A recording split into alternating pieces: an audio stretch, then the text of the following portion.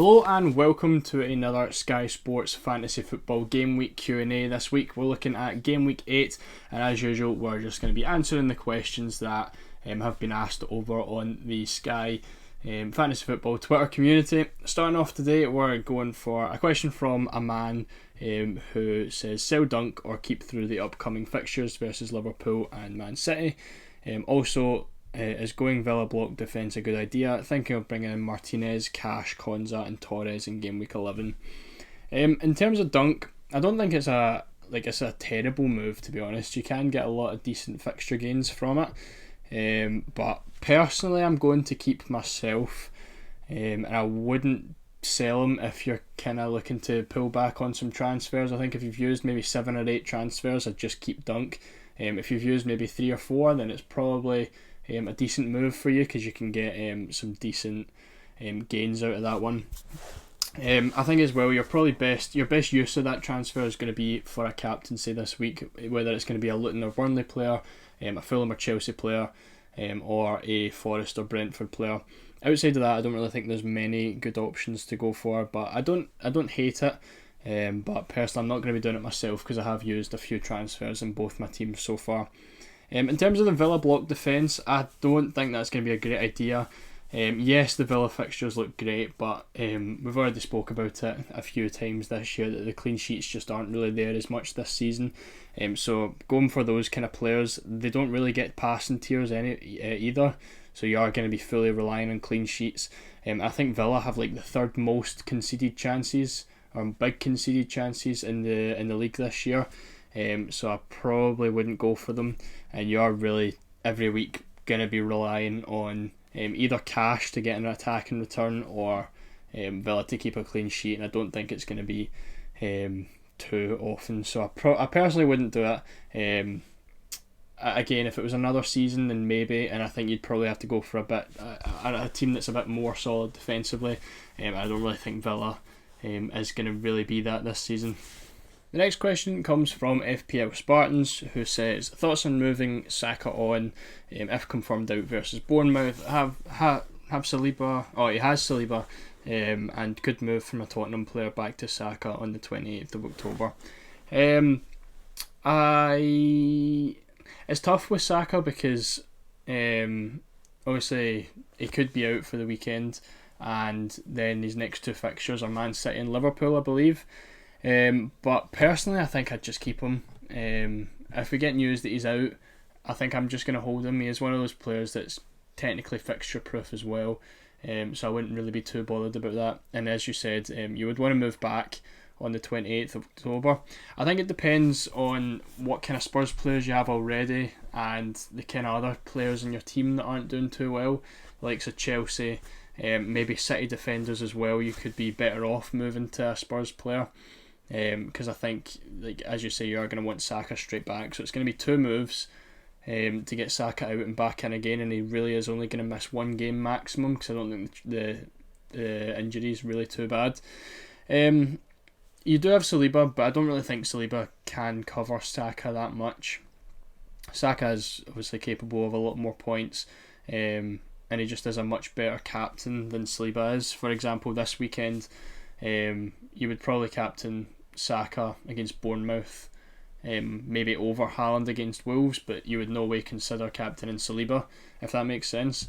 So I personally wouldn't make the move, but it depends what kind of Spurs players you're wanting. If it's someone like Maddison or Son, and you don't have a good captaincy already, then it probably is a decent move, but I do think it really depends on the rest of your team.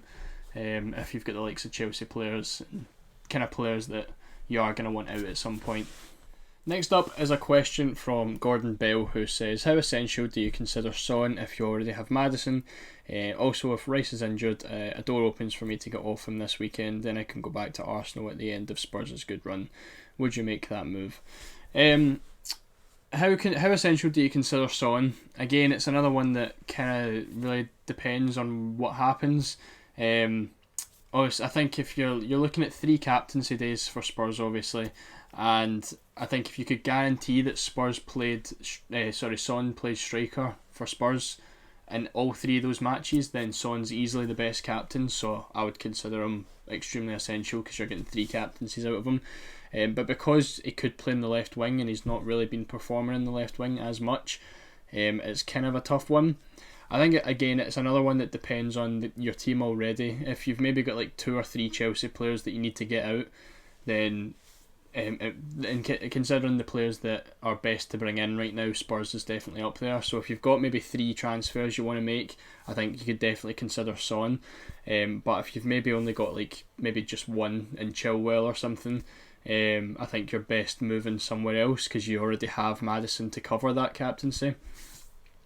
But I do think you're better kind of making sure you've got at least a captain covered rather than bringing in another player when you already have a captaincy for that day, if that makes sense. So I think you kind of just need to look at your own team. Say you need a captaincy for Villa and West Ham, I'd maybe look towards them instead of adding in another captaincy for Son and Maddison. But I do think Son and Maddison is very good, but it's like I said before, it's going to be very luxury to have both of those players in. And I think if you don't need them, you don't have to go for them both. But yeah, I think if you can get them both, I would go for it, but I wouldn't take out players that are doing well right now, if that makes sense, to bring someone like Son in. Like I said, if like for my second team, I've got Chilwell and I've got Enzo, so I'm definitely considering Son because I want to get both of those players out, and players like Bayer I can bring in, and then kind of down that list is Son as well. So Son's maybe like 3 or 4 players down like the essential list, if that makes sense. So if you've maybe got 3 or 4 transfers you have to make, then I would bring in Son and you've got a good captaincy. But as I said, you can't really guarantee that he's going to be playing striker, so it's a tough one. In terms of Rice, his injury doesn't look too bad, so he should literally be playing. Probably if he doesn't play at the weekend, he'll be playing in the Champions League next week anyway. So I would just be keeping him, to be honest. He looks like he's pretty much a season keeper, so I think he should be okay. If it ends up out for like 2 or 3 weeks, then definitely it's probably just best to get him back in a couple of weeks. But if he's only going to miss 1 game, the same with Saka, you're going to probably want him back, and he's one of those players. He's not like an expensive player where you need to save up some budget with him being out. He just kind of sits there and picks up bonus points, so I would probably just keep him. The next question comes from the Scottish Fraudiola, who says, struggling to find a replacement for Jackson. I'm left with 8.9 million. I would like Watkins, but don't want to make 2 transfers to fit him in. I was thinking about Alvarez, but City don't have the easiest run, and is he nailed? I think the replacement for Jackson, again, you basically have a free hit. We spoke about this in the preview this week. I think like Ward-Prowse is a very good option. He has a similar price, and you've spoke about wanting Watkins, so I think you're maybe looking for a captaincy for the Villa West Ham game.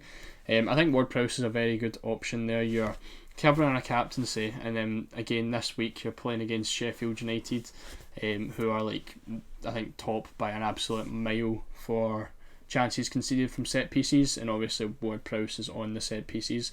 So I think he's got a very good chance of hauling this week, and obviously cover that captaincy. Again, there's a lot of options I've got in the preview for this question this week, but for me I do think Ward-Prowse, especially what looks like you're making a transfer to cover the captaincy. I wouldn't be making 2 transfers for Watkins because he's not been fantastic this season. He's not been poor, but I wouldn't make 2 transfers just to fit him in. In terms of Alvarez, I probably would just leave him, to be honest. He is nailed for now. Obviously with Grealish back, it maybe mixes things up a little bit, but like you said, City don't have the easiest run, and I probably would just miss out on him. I think he's 8.6, which again fits into your budget for the replacement, but yeah, I think I don't like City's fixtures at all. So other than Rodri when he comes back in Haaland, I probably wouldn't touch City for a good few weeks anyway. Next up is Ronnie Windmill, who says what to do with Jackson once again. He currently has no Burnley or Chelsea coverage for the captaincy. Skip one or skip both, and make a long-term change. Chelsea fixtures put me off because of holding Silva, Disasi and Colwell. I think with Jackson, again, like we said, I already have a free hit. In terms of having no Burnley or Chelsea coverage, I would maybe look at getting Bayer in, depending on who your defence is. Obviously there's a lot of defensive problems right now with a lot of players' teams. I think if you've got like Romero and Saliba, you're perfectly fine with where you are. So maybe I wouldn't go for that. I think the only way I would go for a Burnley captaincy is Bayer, and the only way I would go for Bayer is if you need a defender, and the rest of your defence is kind of got problems. The Chelsea captaincy I would just skip at this point. There's no one that's good. As you say, the Chelsea fixtures put you off. I wouldn't go for Silva, Disasi or Colwell because I wouldn't want them long term. Again, you get a free hit with Jackson this week, so if you didn't want the captaincies, I would just go to someone like a Ward-Prowse again. But yeah, I think Bayer is probably the best in terms of the Chelsea or Fulham day. I'd maybe go for Paulinho if you're looking for a player, but I wouldn't. I would just totally leave Chelsea alone, to be honest. I think we all want to try to get rid of them as quick as possible, so I definitely wouldn't be looking to bring any of those guys in. Next up we have GG Magpie, who says currently on Wissa, is him to Bayer on Tuesday a good idea? Also thinking of doing Enzo to him in the second team as well. Again, I think Enzo to him is a very good option in your second team. I also think Wissa to Bayer is a good idea. Again, it kind of depends on who your defence is right now. I think if you've got problems in the defence and you want to get them out for players in the midfield and striker, and you need Bayer, I do think Bayer is just a good placeholder right now for the defence for at least the next couple upcoming weeks, and I do think you probably do have to get rid of Wissa, so I would say probably yes to both of those teams. But again, if you've got a solid looking defence right now, you can maybe just look elsewhere. I don't know how Brentford are for hop off points in a couple of weeks, but if you want him out this week, I definitely think Bayer could be a good captaincy because he has proven himself over the last couple of weeks. Obviously we didn't really see enough of him in the first couple because he was injured and missed the game as well, but right now he looks like he's very solid for passing, very solid for tackles, and against Luton as well as a captaincy he could definitely keep a clean sheet. So yeah, I think he's definitely good, and again he's a good placeholder if you're kind of struggling with defensive problems right now. The next question comes from David Martinez, who asks when to get Darwin Nunez. I think you need to give it a couple of weeks for him at the very least. He has still only started 2 games this season, but obviously Liverpool's fixtures are very, very nice, so you just can't guarantee his game time. I think it's similar with the Isak Wilson situation. They do have very good fixtures, but they're just not really good to own. Because you can't guarantee their game time. I think it's kind of the same with Nunez. If you can give maybe another 2-3 weeks in a row with Nunez and he starts every game, then yes, I probably would look towards him because he's fairly priced this year, and he definitely could be a decent option at striker. But again, you can't guarantee his game time. So I think as soon as you see Nunez picking up a lot of games, 2-3 starts in a row, I think that's when you can decide to go for him. As long as he's scoring in those, because obviously if he's playing 2 or 3 in a row and not scoring, then he's very likely to get dropped again. But I think, yeah, like I say, once you can guarantee that he's going to start, I definitely would be considering to bring him in.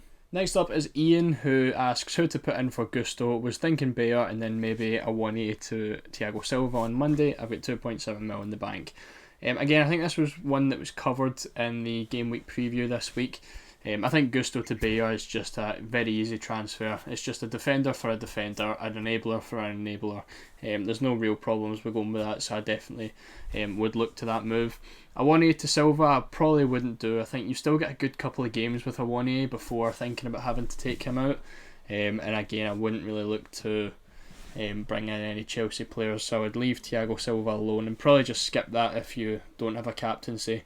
But like I say, you've got a 1A with a couple good games, and then Luton coming up in a few weeks as well, so I would probably look to keep a 1A for a couple more weeks, and in your case I would probably just be skipping that Chelsea Fulham game. The next question comes from Adam, who says if Saka or Rice are confirmed out, would you do one to Son for a 5 for 2? Hoping there's leaked news, but 12:30 kickoff complicates things. Again, I think I've kind of already answered this question. I don't think it's really going to be worth it. I think if you've already got Maddison, you're okay, but it's one of those ones, like I said, if you've only used the 3 or 4 transfers, then sure, go for it. But I think both Saka and Rice look like they're only going to be out for one game anyway, so I think you should be fine just to hold them for me personally, I'm going to be holding both in whatever team I've got them in. And I'll probably look to move Son on elsewhere, or move on to Son from elsewhere. Personally, I just don't think it's really going to be worth it. You are going to want them back, so it's going to be 2 transfers. Like I say, if Saka or Rice are confirmed out for maybe 2 games, then yes, sure, go for it. But I think if they're just out for 1, I would just be keeping both of them. Again, I do like Son, but not if you're kind of bringing out good players just to get them in. And I think Saka and Rice both can be considered very good Sky players and have decent fixtures, obviously after City and Liverpool pass. But apart from that, I probably wouldn't be making 2 transfers just to make that move. And the final question comes in from Nope, who says, would you consider Diaz to Bayer after the City v Wolves game? If so, when would you transfer Bayer out again? I think this was actually a move that I mentioned maybe in last week's preview or the week before that. The Diaz to Bayer could be a good option for people who want to get rid of the City defenders. It was one that I actually considered and maybe would have done had I not had so many injury problems. The likes of Chilwell and Enzo in my team just makes more sense to take out than Diaz. But I do actually like that move, to be honest. I think that could work. The thing with Diaz is you guarantee his game time, and you can rely on those passing bonus as well, even with the tough games. But I think for 9.7 million, someone who's going to be probably getting 4, maybe 5 points every game, it's maybe not going to be worth it. Plus, once you take Diaz out, you can then go back to Walker at 8.6, who's just cheaper when the fixtures get a bit better. If so, when would you transfer Bayer out again? I think just once you get a solidified defence, once there's enough defenders that have good fixtures coming up and are good at getting points, that's when you can look at getting him out again. But again, he's an enabler that you can just keep and hopefully just ranks up the points for as much as possible. So as long as possible is good. But again, I think Arsenal have some good fixtures soon. So that's Saliba there. Spurs have decent fixtures, that's Romero. Brighton's fixtures do get better in a few weeks as well, so that's Dunk. So I think a couple of weeks you can find a good solidified defence for clean sheets and stuff, but for now it is a big struggle trying to find good defenders, so I do think Bayer is one of the better options for the upcoming weeks. And that wraps up this week's Game Week Q&A. If you enjoyed, make sure to leave a like. There won't be a Q&A next week because I am away on holiday, so I'm not going to be able to record it. But in 2 weeks, we'll be back again for a Game Week 11 preview, I think it is, because there's an international break in Game Week 10. So I'll see you all then. Again, make sure to follow on Twitter for updates and stuff, and then we'll get the Q&A out in a few weeks. So if you want to get any questions answered, make sure to go and follow me on there. Again, there still will be videos coming out before I go away, and hopefully a couple while I'm away. But yeah, that's just a quick update there. Again, follow on Twitter and I will keep everyone updated with what's going to be happening. But again, thanks for watching. Leave a like if you enjoyed, and I'll see you all in the next video.